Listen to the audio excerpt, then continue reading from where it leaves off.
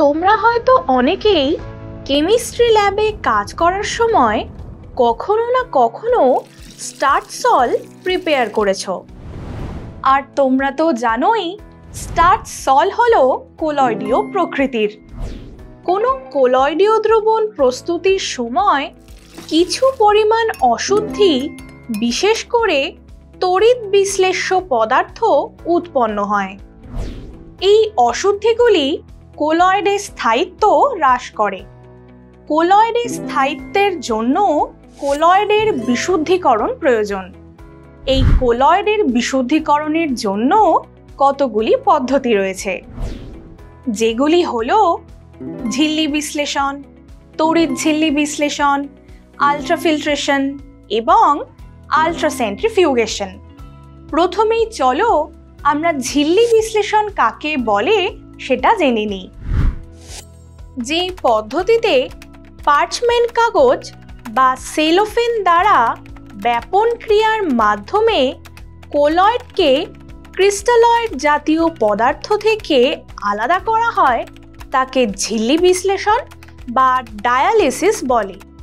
আর যে যন্ত্রে ডায়ালিসিস করা হয় তাকে ডায়ালাইজার বা ঝিল্লি বিশ্লেষক বলে। এক্ষেত্রে কিছু ইন্টারেস্টিং পয়েন্ট তোমাদের জেনে রাখা দরকার। এবার চলো এই ঝিল্লি বিশ্লেষণ পদ্ধতির সাহায্যে কিভাবে বিশুদ্ধ কোলয়েড উৎপন্ন করা হয় সেটা জেনে নিই। এর জন্য একটি বেল জারের তলদেশে একটি পার্চমেন্ট কাগজকে জল নিরোধীভাবে টান টান করে বেঁধে দেয়া হলো। এবার অন্য একটি বিকারে রাখা সোডিয়াম ক্লোরাইড ও স্টার্চ দ্রবণের মিশ্রণকে বেল জারের মধ্যে ঢালা হলো। এখন দ্রবণ সহ বেল জারটিকে পাতিত জল পূর্ণ একটি পাত্রে আংশিক নিমজ্জিত অবস্থায় ঝুলিয়ে রাখা হলো। পাতিত জলপূর্ণ পাত্রটিকে এ দ্বারা চিহ্নিত করা হলো। এরপর ড্রপারের সাহায্যে এ পাত্র থেকে কিছুটা জল নিয়ে ড্রপ ওয়াইজ 1 ও 2 লেভেল করা টেস্ট টিউবে ঢালা হলো। এবার অন্য একটি ড্রপারের সাহায্যে সিলভার নাইট্রেট দ্রবণ নেওয়া হলো ও 1 নম্বর টেস্ট টিউবে যোগ করা হলো। দইয়ের মতো সাদা থকথকে সিলভার ক্লোরাইডের প্রেসিপিটেট পড়তে দেখা গেল। এই প্রেসিপিটেটটি অ্যামোনিয়াম ক্লোরাইডে দ্রাব্য, কিন্তু নাইট্রিক অ্যাসিডে অদ্রাব্য। এবার অপর একটি ড্রপারের সাহায্যে আয়োডিন দ্রবণ নেওয়া হলো এবং 2 নম্বর টেস্ট টিউবের মধ্যে ড্রপ ওয়াইজ অ্যাড করা হলো। দেখা গেল দ্রবণটির বর্ণ নীল হলো না। এর থেকে নিশ্চিতভাবে বলা যায় যে বাইরের পাত্রের জলে ক্লোরাইড আয়ন উপস্থিত, কিন্তু স্টার্চ অনুপস্থিত, কারণ স্টার্চ আয়োডিন কমপ্লেক্স ব্লু কালারের হয়। অর্থাৎ পার্চমেন্ট কাগজের ছিদ্রপথে শুধুমাত্র ক্রিস্টালয়েড সোডিয়াম ক্লোরাইড লবণ বাইরের পাত্রে আসে, কিন্তু স্টার্চ আসতে পারে না। এইভাবে ঝিল্লি বিশ্লেষণ পদ্ধতির সাহায্যে কোলয়েড দ্রবণে উপস্থিত ক্রিস্টালয়েড জাতীয় অপদ্রব্য এলিমিনেট করে কোলয়েড দ্রবণকে বিশুদ্ধ করা হয়। এই এক্সপেরিমেন্ট চলাকালীন কিছু সময় অন্তর অন্তর অল্প পরিমাণ কোলয়েড দ্রবণ বেল জার থেকে বের করে এনে ওই দ্রবণের কন্ডাক্টিভিটি মেজার করে দ্রবণের বিশুদ্ধতার মাত্রা নির্ণয় করা হয়। এই ঝিল্লি বিশ্লেষণ রিলেটেড ইম্পর্টেন্ট ইনফরমেশনস তোমরা স্ক্রিনে দেখে নাও। ঝিল্লি বিশ্লেষণের মাধ্যমে কোলয়েডের পিউরিফিকেশন একটি স্লো প্রসেস। এই পদ্ধতিটি আরও ফাস্ট করার জন্য ইলেকট্রোডায়ালিসিসের সাহায্য নেওয়া হয়। ইলেকট্রোডায়ালিসিস পদ্ধতিটি তড়িৎ ক্ষেত্রের উপস্থিতিতে ঘটে বলে কোলয়েড দ্রবণে উপস্থিত ক্রিস্টালয়েড অপদ্রব্যের অপসারণ অনেক ফাস্ট হয়। তাহলে চলো এই ইলেকট্রোডায়ালিসিসের সাহায্যে কোলয়েডের বিশুদ্ধীকরণ সম্পর্কে জেনে নিই। এক্ষেত্রে একটি পার্চমেন্ট থলি নেওয়া হলো, যার মধ্যে রয়েছে অশুদ্ধ কোলয়েডীয় দ্রবণ। এবার বড় পাতিত জলের পাত্রে পার্চমেন্ট থলিটিকে আংশিক নিমজ্জিত অবস্থায় রাখা হলো। এবার দুটি তড়িৎদ্বারকে দুপাশের জলে নিমজ্জিত রাখা হলো। এখন তড়িৎদ্বার দুটিতে তড়িৎ বিভব প্রয়োগ করলে কোলয়েডে উপস্থিত আয়নীয় অশুদ্ধিগুলি বিপরীত আধানযুক্ত তড়িৎদ্বারে আকৃষ্ট হয় এবং কোলয়েড দ্রবণ থেকে বেরিয়ে আসে।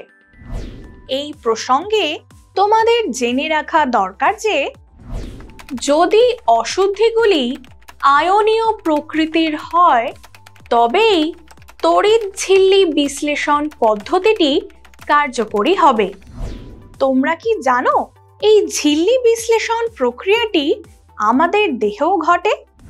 হিউম্যান বডিতে কিডনি ডায়ালাইজার হিসেবে কাজ করে। আর তোমরা তো জানোই রক্ত হলো কোলয়েডীয় দ্রবণ। বিভিন্ন শারীরবৃত্তীয় ক্রিয়ায় উৎপন্ন ক্ষতিকারক রাসায়নিক পদার্থগুলি রক্তে মিশে রক্তকে অশুদ্ধ করে তোলে।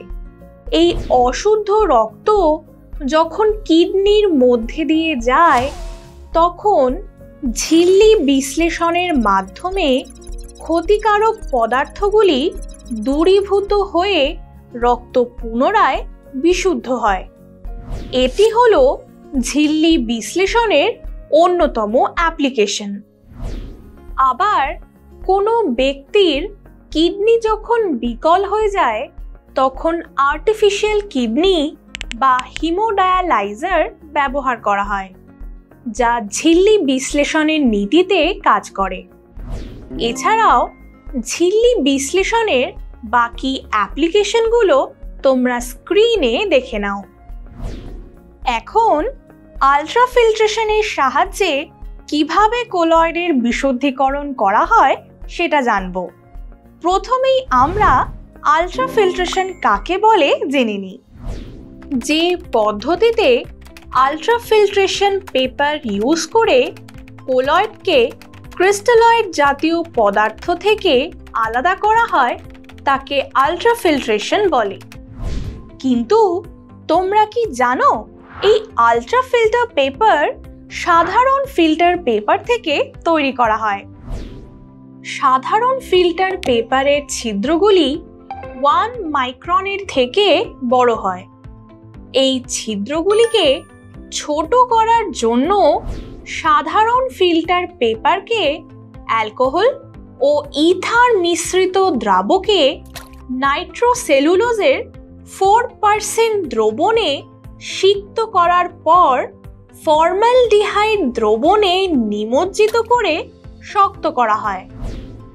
এর ফলে এই ধরনের ফিল্টার পেপারের ছিদ্রগুলির মধ্যে দিয়ে ক্রিস্টালয়েড পদার্থের কণাগুলি সহজেই যেতে পারে, কিন্তু কোলয়েড কণাগুলি যেতে পারে না। এরপর আলট্রাসেন্ট্রিফিউগেশন পদ্ধতির সাহায্যে কোলয়েডের বিশুদ্ধীকরণ সম্পর্কে জানব। এই পদ্ধতিতে ড্রপারের সাহায্যে অশুদ্ধ কোলয়েডের দ্রবণকে একটি টেস্ট টিউবে নিয়ে আলট্রাসেন্ট্রিফিউজে রাখা হলো। এবার আলট্রাসেন্ট্রিফিউজ যন্ত্রে রাখা টিউবটিকে খুব জোরে ঘোরানো হলো। এর ফলে কোলয়েড কণাগুলি টিউবের তলায় থিতিয়ে পড়ে, কিন্তু ক্রিস্টালয়েডগুলি দ্রবণেই থেকে যায়। দ্রবণটিকে টিউব থেকে ঢেলে নিয়ে প্রাপ্ত কোলয়েডকে তার বিস্তার মাধ্যমের সঙ্গে মেশালে বিশুদ্ধ কোলয়েড পাওয়া যায়। তাহলে আজকের ক্লাসের ডিসকাশন থেকে তোমরা বুঝতেই পারলে আমরা ডেইলি লাইফে যে সমস্ত কোলয়েড ইউজ করে থাকি সেগুলির বিশুদ্ধীকরণের জন্য কত ধরনের প্রসিডিওর ইউজ করা হয়।